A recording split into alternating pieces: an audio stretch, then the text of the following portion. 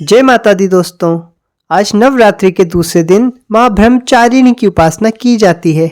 आपको बता दें कि ब्रह्म का अर्थ तपस्या है। वो चारिणी का अर्थ आचरण करने वाली यानी तप का आचरण करने वाली देवी। माँ का यह स्वरूप श्वेत वर्ण का है। माँ ब्रह्मचारिणी की आराधना करने वाले व्यक्ति को लंबे आयु और सुख सौभाग्य के साथ आलस्य, क्रोध, स्वार्थ और ईर्ष्या जैसी दुष्प्रवृत्तियाँ दूर होती हैं। वहीं अगर आप नवरात्रि के दिन माँ ब्रह्मचारिणी की पूजा अर्चना कर रहे हैं तो आपको ये व्रत कथा ज़रूर पढ़नी चाहिए। आइए जानते हैं इस व्रत कथा के बारे में। माँ ब्रह्मचारिणी की कथा। पूर्व जन्म में ब्रह्मचारिणी देवी ने पर्वतों के राजा हिमालय के घर पुत्री रूप में जन्म लिया। साथ ही नारद जी के उपदेश से भगवान शिव को पति स्वरूप में प्राप्त करने के लिए घोर तपस्या की थी।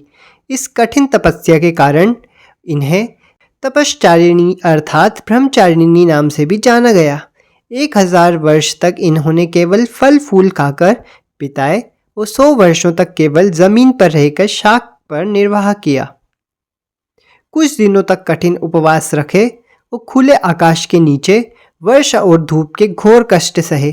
3000 वर्षों तक टूटे हुए बिल्व पत्र खाए और भगवान शंकर की आराधना करती रहीं। इसके बाद तो उन्होंने सूखे बिल्व पत्र खाना भी छोड़ दिए। कई हजार वर्षों तक निर्जल और निराहार रहकर तपस्या करती रहीं। पत्तों को खाना छोड़ देने के कारण ही इनका नाम अपर्णा नाम पड़ गया। कठिन तपस्या के कारण देवी का शरीर एकदम क्षीण हो गया। देवता, ऋषि, सिद्धगण, मुनि सभी ने ब्रह्मचारिणी की तपस्या को अभूतपूर्व पुण्य कृत्य बताया, सराहना की और कहा, हे देवी, आज तक किसी ने इस तरह की कठोर तपस्या नहीं की। यह आपसे ही संभव थी।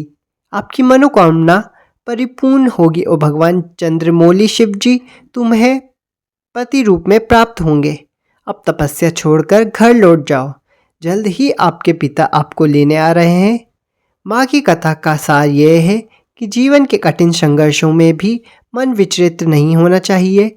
माँ ब्रह्मचारिणी देवी की कृपा से सर्व सिद्धि प्राप्त होती है।